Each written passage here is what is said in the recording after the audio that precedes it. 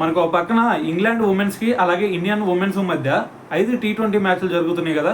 అయితే మరి వీటిలో చూసుకుంటే ఆల్రెడీ 4th T20లోనే మన వాళ్ళు 3-1తో సిరీస్ గెలిచేశారు.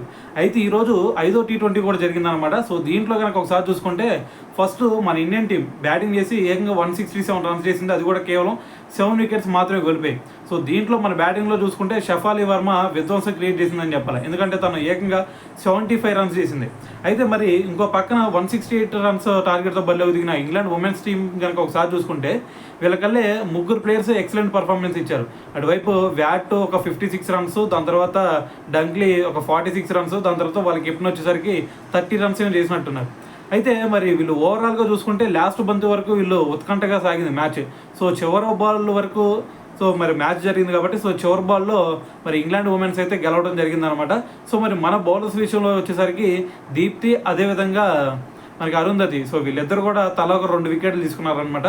సో ఏదైనా సరే ఫైనల్గా మరి మన ఇండియన్ టీం 3-2తో ఈ సిరీస్ని అయితే కైవసం చేసుకుందని చెప్పాలి.